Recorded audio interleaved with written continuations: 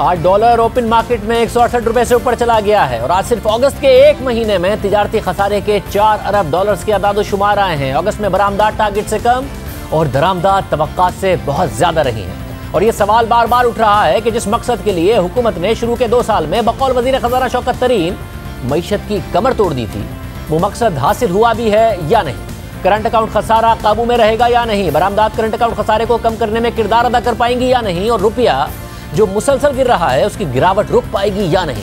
Interbank में dollar 167 रुपए पर पहुंच गया है। ओपन मार्केट में 168 रुपए से ऊपर चला गया है। रुपया जितना गिरेगा उससे महंगाई में इजाफे का खदशा अलग पैदा हो गया है। और अगस्त के महीने की बरामदात यानी एक्सपोर्ट्स टारगेट से कम रही हैं, मगर दरामदात यानी इंपोर्ट्स तवक्कात से बहुत ज्यादा रही हैं। अगस्त के महीने में बहुत बुलंद यानी 4 अरब डॉलर से तिजारती खसारा हुआ है। दरामदात 6.3 अरब डॉलर की रही हैं, जो हुकूमती तवक्कात और टारगेट दोनों से बहुत ज्यादा हैं। और खुद मुशीर तिजारत अब्दुल रज़ाक दाऊद के मुताबिक अगस्त में बरामदात 2.4 अरब डॉलर्स के टारगेट से 14.3 करोड़ डॉलर्स कम रही हैं। साथ ही उन्होंने एक्सपोर्टर से मुतालबा किया है कि वो अपनी कोशिशें दुगनी करके हुकूमत का टारगेट पूरा करने में किरदार अदा करें। हुकूमत ने इस साल गुड्स एक्सपोर्ट्स का 31.2 अरब डॉलर्स का टारगेट रखा है और अगर वो पूरा ना हुआ और दरामदात इसी तरह बढ़ती रही तो करंट अकाउंट खसारा स्टेट बैंक के दिए गए टारगेट जो कि 8 से 9 अरब डॉलर्स है उससे ऊपर जा सकता है, क्योंकि दरामदात बुलंद सतह पर हैं और तज्जियाकारों की राय है कि करंट अकाउंट खसारा 12 अरब डॉलर से ऊपर रहने का खतरा है, जिससे कर्ज में इजाफा अलग होगा और करेंसी पर दबाव पड़ने का खदशा अलग पैदा होगा और ज़र मुबादला के ज़खायर पर दबाव अलग पड़ेगा। हुकूमत ने बजट 153 रुपए की कीमत पर बनाया है, मगर डॉलर 167 का हो गया है। तो सवाल ये अलग उठ रहा है कि बजट के तमाम इशारे बदलने पड़ेंगे और चंद हफ्तों में रुपए की कदर 14 रुपए गिरने से पूरा बजट मुतासिर हो गया है। और रुपया गिरने से महंगी दरामदात होने की वजह से महंगाई का खतरा अलग पैदा हो गया है। पाकिस्तान में डॉलर के मुकाबले में रुपए की कीमत गिरने पर सियासत होती रही है। खुद वजीर आजम इमरान खान ये सियासत करते रहे हैं और अब तहरीक इंसाफ की 3 साल में रुपया 35% से जायद गिर चुका है।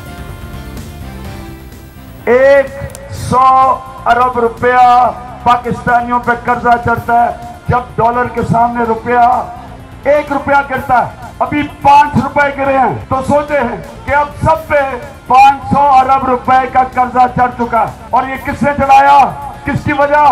मुंशी इसहाक डार और नवाज शरीफ। क्या महंगाई बढ़ती जा रही है? रुपया आज 128 रुपया डॉलर पहुंच गया है। जितना जितना रुपया गिरता जाएगा उतनी महंगाई बढ़ती जाएगी। बिजली, तेल, पेट्रोल, डीजल महंगा। रुपया जून 2013 में $1 100 रुपए का आता था, $1 100 रुपए का था। आज 2018 में $1 125 रुपए का पहुंच गया। यानी कि इसका मतलब कि अगर आपके बैंक के अंदर 2013 में 125 रुपया पड़ा था, आज सिर्फ 100 रुपया रह गया है। कौम गरीब हो गई है। ये सियासत पाकिस्तान में होती रही, मगर अहम बात यह है कि स्टेट बैंक इस वक्त मुदाखलत नहीं कर रहा है और मुल्क के ज़र मुबादला के ज़खायर की सूरत हाल अभी मुस्तहकम है, मगर महंगाई के मजीद खतरात पैदा हो गए हैं। इंपोर्टेड इन्फ्लेशन बढ़ने के खदशात पैदा हो गए हैं। ये बात हमने वजीर खजाना शौकत तरीन के सामने रखी तो उन्होंने इत्तफाक किया।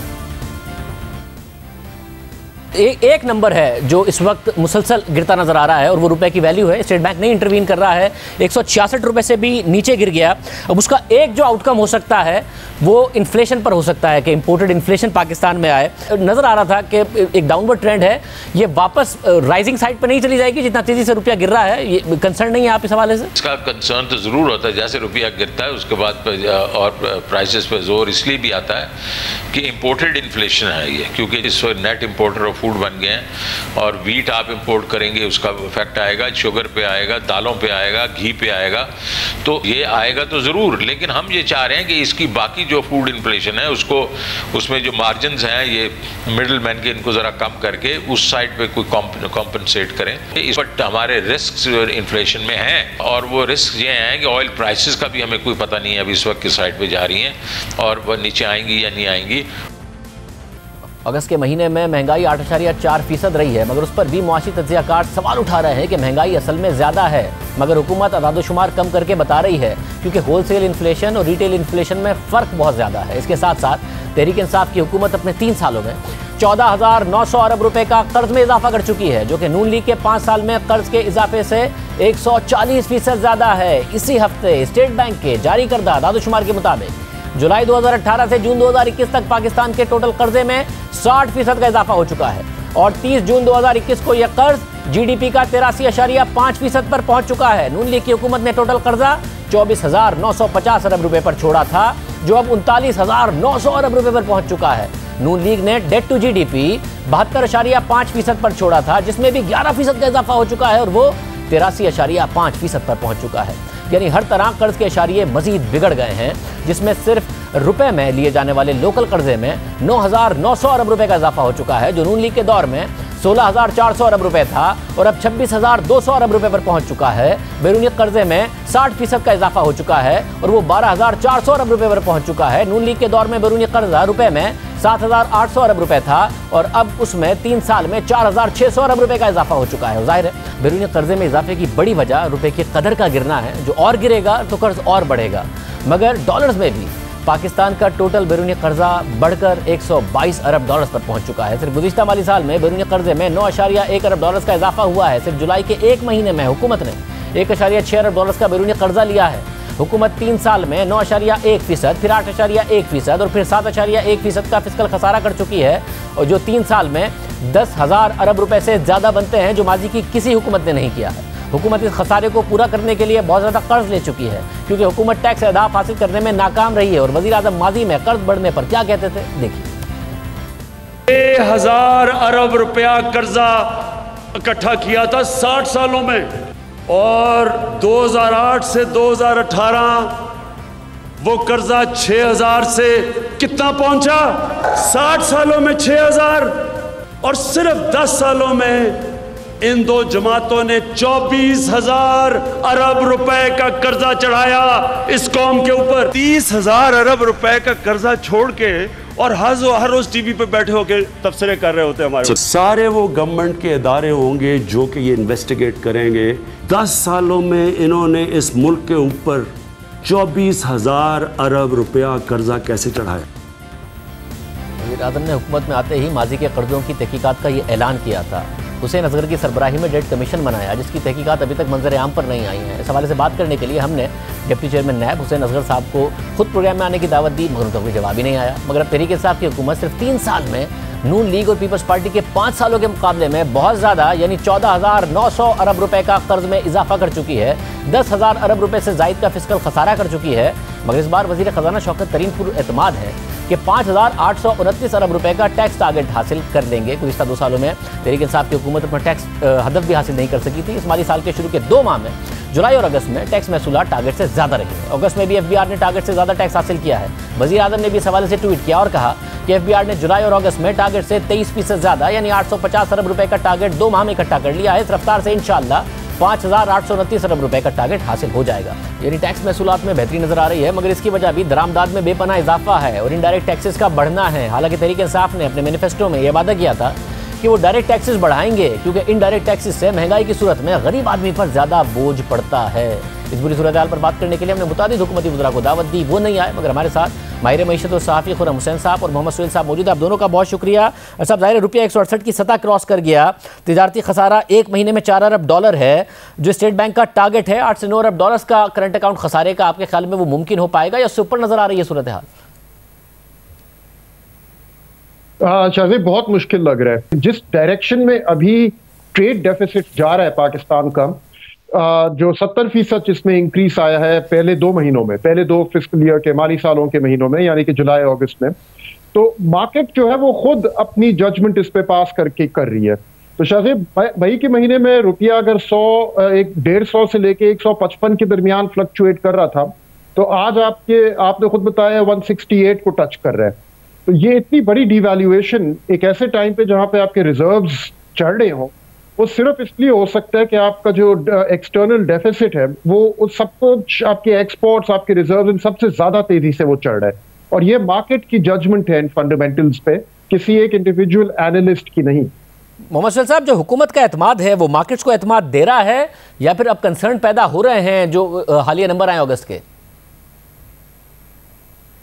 अगस्त के नंबर से तो मेरे ख्याल में कंसर्न्स पैदा हो रहे हैं, और उसका रिएक्शन आज आपने करेंसी मार्केट, इंटर बैंक में भी थोड़ा बहुत देखा, ओपन मार्केट में ज़रा ज़्यादा देखा और स्टॉक मार्केट में भी देखा, क्योंकि लोग ये तवक्को कर रहे थे कि जब सेंट्रल बैंक ने जो अपना फोरकास्ट दिया है करंट अकाउंट का, उसको देखते हुए हो सकता है कि 6 बिलियन से कम ही रहे इंपोर्ट, कोई 5.5 बिलियन का एवरेज लोगों के जहन में था। मगर पिछले 3 माह में ये दूसरी मर्तबा है कि इंपोर्ट 6 बिलियन से ऊपर गई हैं, और ना सिर्फ इंपोर्ट ऊपर गई है बट एक्सपोर्ट भी उस तेज़ी से नहीं बढ़ी जो तवक्कुआत थी, जिसकी वजह से हमने देखा है कि जो ट्रेड डेफिसिट है वो पाकिस्तान की हिस्ट्री में कभी मंथली इतना नहीं हुआ, वो हो गया है। और जो 2 महीने के स्टैटिस्टिक्स आए हैं इस साल के जुलाई और अगस्त के, उसमें तो ट्रेड डेफिसिट डबल से भी ज़्यादा हो गया है।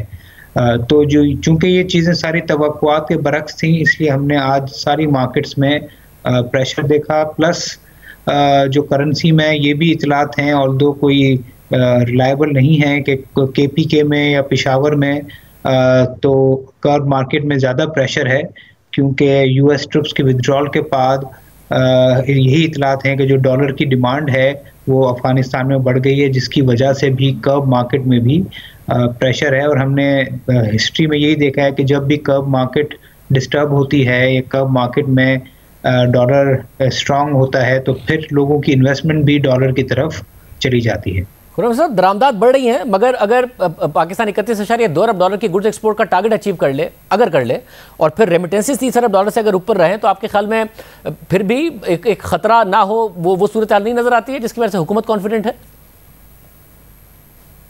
मुझे तो मुश्किल लग रहा है अभी। या तो हम लोग ये डिवैल्यूएशन इसी तरह अगर चलती रहे और डॉलर को हम लोग कोई 175 पे या 180 पे देखने के लिए तैयार हो, बिकॉज फिलहाल डॉलर के अलावा और कोई सपोर्ट ये लोग देने के पोजीशन में नहीं है एक्सपोर्ट्स को। The bigger issue is remittances अभी, क्योंकि जितने लोगों से मैंने बात की थी, इवन बजट जब अनाउंस हुआ था तो वो ये कह रहे थे कि रेमिटेंसेस का जो अगले साल के लिए टारगेट रखा है बहुत हाई है, बहुत ऑप्टिमिस्टिक है। और उनकी जो अंदरून अभी बातें हो रही हैं स्टेट बैंक और फाइनेंस मिनिस्ट्री के दरमियान, जो monetary policy fiscal coordination board, monetary fiscal policy coordination board, इन तमाम फॉरम्स में होती हैं, वहां भी ये सुनने में आ रहा है कि स्टेट बैंक भी अब उनको कॉशन करने की कोशिश कर रहा है कि इतना हाई आपका जो 10% इंक्रीज आपने रेमिटेंसेस में असम्पशन रखी हुई है वो मीट करना मुश्किल होगा। जुलाई के महीने में remittances were down from last July. State bank ने कहा कि ये तो जी जुलाई में वर्किंग डेज कम थे। आज मेरी जिन मनी चेंजर से बात हुई है वो मुझे कह रहे हैं कि वो एक्सपेक्ट कर रहे हैं रेमिटेंसेस 2.4 के से लेके 2.6 अरब डॉलर के दरमियान अगस्त के महीने में।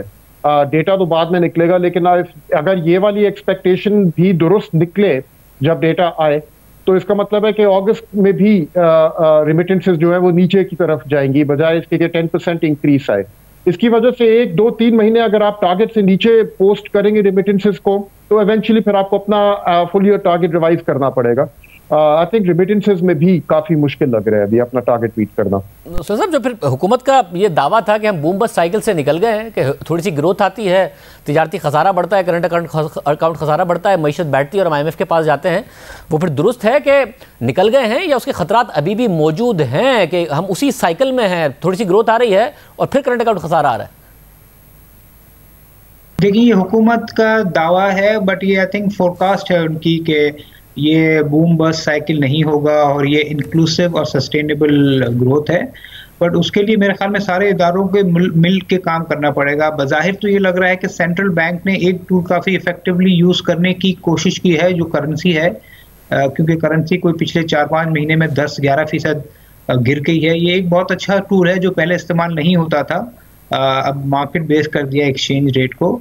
मगर मुझे लगता है कि स्टेट बैंक को मजीद टूल इस्तेमाल भी करने पड़ेंगे। मेरे हिसाब से इंटरेस्ट रेट भी एडजस्ट करना पड़ेगा। इसके साथ जो मिनिस्ट्री ऑफ फाइनेंस है वहाँ भी जो बजट में मराहत दी गई हैं इंपोर्ट की ग्रोथ के लिए, और जिस तरीके से इंपोर्ट्स हो रही हैं, तो उसको कंट्रोल करने के लिए भी एफर्ट करने पड़ेंगे, ताकि जो ये ग्रोथ हो वो मैनेजेबल हो और सस्टेनेबल हो।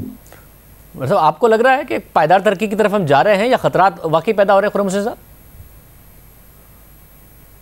जैसे जैसे इकोनॉमी ग्रो करेगी उसी तरह इंपोर्ट्स की रिक्वायरमेंट जो है वो भी ग्रो करेगी उसी के साथ, और एक्सपोर्ट्स उस हिसाब से नहीं ग्रो कर रही। रेमिटेंसेस के ऊपर भी अब लग रहा है कि वो वाली ग्रोथ शायद पॉसिबल ना हो जो उन्होंने अस्यूम किया था। तो आपके या तो रिजर्व्स गिरेंगे या आपकी डॉलर की, आपकी रुपए की कदर गिरेगी। अब इस तरह मुझे तो नहीं लग रहा ये चीज सस्टेनेबल है, क्योंकि एक पॉइंट पे आके इवेंचुअली शोर मचेगा गवर्नमेंट में कि ये डॉलर जो है वो नाकाबिले बर्दाश्त लेवल्स पे आ गया, अब इसको रोको।